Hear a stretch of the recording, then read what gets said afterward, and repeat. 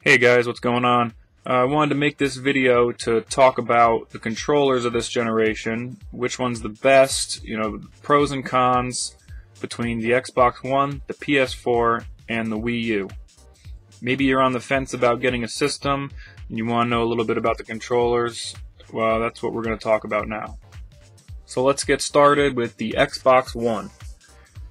This controller is just like the Xbox 360 controller, extremely similar. They obviously based it on the design of the Xbox 360, but they did tweak quite a few things. As far as the pros go, most of the buttons are really good. The sticks, they seem better. They're tight. Your fingers grip them really well. There is this sort of rigid rubber that I'm not sure if you can pick that up on the camera, but it's sort of rigid there. There's all these little bits that grab onto your finger. It's a little rough, actually, and I have noticed that it wears off a little bit over time, especially right here where I'm constantly moving around. But the sticks are just great. They improved the D-pad quite a bit. These buttons here, they feel really good. These are basically your start and select right here, which is pretty standard. Xbox button, the home button, you guys probably already know how that works. It's just a comfortable controller. It fills your hands really well. It feels really good. I especially like what they did with the triggers. They changed them a little bit. They fill your finger. You can really just feel the difference. It's really great. The biggest, as far as issues go, the biggest problem, these are a little bit annoying. They're not that comfortable to hit. I made a video about how to use them properly, and I really don't mind the shoulder buttons, but they just could have been a little bit better. When we get to the PS4's controller, you're gonna see that they're easy to hit on the PS4, but they're not quite as easy to hit on the Xbox One. So that's one issue. Another issue is going to be right here. The battery. These take AA batteries, and that's good and bad, because if you want to get a rechargeable battery pack, they do sell it, but you got to pay $25, and that's not cheap. However, these batteries have lasted me several weeks. They've lasted. I got my Xbox One a couple weeks ago, and it's still going strong. These batteries have not died. As far as how many games I played, I beat all 4 of the Halo 1, 2, 3, 4 on the Master Chief Collection, played through all of that. I beat Sunset Overdrive, I beat Shadow of Mordor, I've been playing a little Alien Isolation, some Dead Rising 3, over 100 hours, and this thing has still not died yet, so that's really good battery life. You might hate the AA's, you might like them. Either way, I think that it's pretty good. So another feature that is exclusive to the Xbox One controller is the impulse triggers. There's some sort of rumble feature within the trigger. I honestly haven't noticed it. I really haven't. Obviously the controller rumbles when you're doing stuff, but I really haven't noticed that feature at all. Maybe it's more noticeable in some games that I haven't played, but it is there. Maybe some games will utilize it, and I think it is a pretty cool feature. Next up, we have the DualShock 4. This is the PlayStation 4 controller, and Sony made a number of changes to it. Most of them are good. They widened the overall controller, so pretty much to make room for this, but this way, at least when you're using the analog sticks, your thumbs aren't going to touch, so that's an improvement. There's a little more contour right here, so it fills the palm of your hand a little bit better, which I like. They flatten. It feels like they flatten these buttons out. They seem a little flatter to me. I don't think I really like that, especially considering that the more you play it, the buttons are going to get a little more sunken in. So I'm not so sure I like that. But they're still very easy to use. They're good buttons. D-pad's about the same. They have the options and share button. I don't think most people are ever going to use the share button, but it is kind of a neat feature. And options, I guess, it's basically a start button. And as for select, I notice people are using this. This is like a touchpad, where it can be used as a mouse, but not a very good one. It can be used as a button, which is kind of bizarre and seems to defeat the purpose. Like, why not just put an extra button on there? I'm really not a big fan of it. I don't understand what the point of it is. I guess I don't know if any games are really going to use it other than just having it be a button, but we have yet to see. It is a neat feature, however. The L1 and R1, the shoulder buttons, really easy to press, especially when you're holding down on the triggers, so I really like those buttons.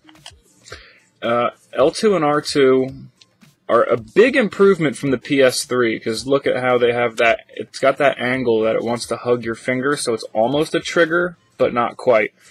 They're easy to press. I do wish they were a little bit wider, but not really a big problem. So those are definitely pretty decent to play with. There's also a speaker right here. I mean, the Wiimote had a speaker, and no game ever really made good use of it, so I doubt that's ever going to be something that's utilized. Seems like a waste of money to me. And also this light. This here, it's not on right now, but that's a light. Here, I'll turn it on. And this lights up. It changes all sorts of different colors. It's annoyingly bright. Sony did patch it so that you can turn it off, but it's still annoying. Like, I don't need some light shining in my lap when I'm playing a video game, and it's just completely unnecessary. Supposedly it's going to work with other peripherals, like the PlayStation camera and other stuff. See, it just changed the blue there. Sometimes it'll be red. I think it's pointless. I would have preferred them not put it in at all, because I don't know if it hurts the battery life or not, but let's talk about the battery life. This thing gets terrible battery life. When I used the PS3 controller, which I used it a lot, it just seemed to last forever. I would charge it and it would go for days. This thing dies in just a few short hours. Terrible battery life. So when you come right down to it, would you rather be able to swap out AA's and play for another month and not have to change them? Or would you rather keep charging this thing constantly? The more you charge it, then you're tethered, so it's not really a wireless controller at that point. But it does last, it's going to last you through a playthrough of any game, so it's decent, but it really could have been a lot better. I'd rather them taken this out, gotten rid of the stupid speaker, and put in a better battery. That would have really been the best controller at that point. But overall, a solid controller, definitely an improvement. Not bad, Sony. Last but not least, we have the Wii U gamepad. And frankly, I don't know if I love this thing or if I hate it. It's got just so many different features to it, and a lot of them are very unnecessary. But if you think about it, it's actually a very comfortable controller. When you hold it, when you're playing a normal video game with it, it's very comfortable. It's a lot nicer than it looks. The analog sticks, they're really good. Nintendo always makes good D-pads. These are pretty good. No problems there. Start and select. Home button. Everybody knows what these buttons do. Power to turn on the system. I'll bet most people don't use the TV functions. I've tried using it. It was awkward, and there was really no point. And you have a microphone on this thing and a camera. Both I don't think anybody's ever going to use, so complete waste of money at that point. And right here, this is for the amiibos. This is where you go to read the amiibos. But you'll notice the thing sits at an angle. So hey, maybe I'll put an amiibo on there and it'll read it. Yep. They don't sit on it, so you have to like prop something up underneath it if you want to get your amiibo to actually sit there. So that's freaking annoying. And when you go to the back, inside here is a battery that is too small for the compartment. Nintendo cheaped out and they put in a really crappy battery. This thing seriously lasts like 3 to 4 hours worth of play, and that's unacceptable, and it's garbage. And you pretty much constantly have to charge this thing. I actually bought this over here. This is a Nyko Boost battery thing. It was like $7. You can charge it up. You can stick it up under here. It attaches, and it'll pretty much double your battery life. It's annoying that you have to do that, though. You got your L and your R shoulder buttons and your trigger buttons. There's also a stylus right here. The L and the R are the biggest, second biggest next to the battery, the second biggest problem on this. I'm probably not going to get the right angle on here, but the triggers are actually really comfortable to press. I really, really like what they did with them. But there is so much room from this trigger to the shoulder button, it's insanely difficult to have to go up and hit that button. Look at how far your finger has to travel. It might not seem like much, but I have big hands, and I'm 6'5". I have giant hands. You know, and if I can't reach it, how are these Japanese gamers doing it? And how are kids supposed to use it? I can reach the button, but it's slow. It's a very slow movement you have to do because it's kind of awkward. And I don't know why they even bothered placing them right there. They should have put it much lower. Really awful. And there's a speaker on this thing, and you have a dedicated volume control. And you can also plug in a headset if you want to. You can also do that on the PS3, the PS4 rather. The PS4 also has the same 35mm jack. And just from handling it within the last few seconds, look at this here. This was clean before I picked it up. It has this awful shiny texture to it where every time you touch it, you're going to get nothing but fingerprints all over it. And I hate that.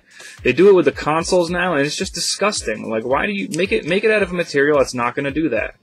You know, it's really unpleasant to look at. It just looks dirty. You know, my hands are perfectly clean. I just washed them. Now, as far as the screen goes, aside from Nintendo Land, which is basically just a couple cheap mini games, I haven't seen a game actually utilize this and have it make any sense. Zombieland tried to, but it was annoying, and that game sucked anyway. No game uses this, even Nintendo's first-party games. So there's really no point to it. And the biggest problem with it is that you can't shut it off. So it wastes the battery. When I'm playing a game, all that it's showing me on this screen is the same thing I'm looking at on my TV. I don't need this. I don't need a glowing screen in my lap. You know, there should have been a dedicated button that just turns off the screen and you could still use the controller. I think Nintendo really screwed up on that one, and it just makes the bad battery life even worse. I think the screen is completely unnecessary, and I really think that they should have released a Wii that came bundled with just a Pro controller so you can bypass this thing completely. Because it's just really not an idea that's going to be utilized. You know, Nintendo's been releasing first-party games, and none of them do anything with this. The best they'll do is put a map on it. How hard is it to press select on any video game in history to pull up your map? It takes no time at all to do it. So, really not the biggest fan of this thing. It is a comfortable controller, and it's not that bad to use, but it just wasn't the best idea, and I think Nintendo's paying for it now. So in the end, all three of these are decent controllers. The Wii U is really more of a novelty, but at least it's tolerable. The Xbox One and the PS4 controllers are both pretty solid. I think it really comes down to personal preference. Both of them have a handful of pros and cons, and for me, neither is really better. If you're looking for a controller to play games with on PC, either of these are going to suffice. Maybe you prefer having your thumbs positioned like this on the PS4, or maybe you like them having positioned like this on the Xbox One. Some people like it one way, other people like it another. But I can't end this video without picking a winner, and I'm afraid I'm going to have to give it to the DualShock 4. It has two additional features that are probably never going to be utilized, but the Xbox One just doesn't have these. The microphone, this weird little mouse pad thing, and it also even has a share button, so that's an extra button. It's just got a little bit more that the Xbox One doesn't have. Also, the fact that you can plug in any kind of different headset into this is another feature that the Xbox One just doesn't have. Personally, I prefer the Xbox One controller, but I think Sony's is just slightly better. But again, these are all just my own personal opinions, and I'd love to hear yours. So sound off in the comments section, and let me know which controller you prefer and why. Thanks for watching my video, and hit that subscribe button on your way out.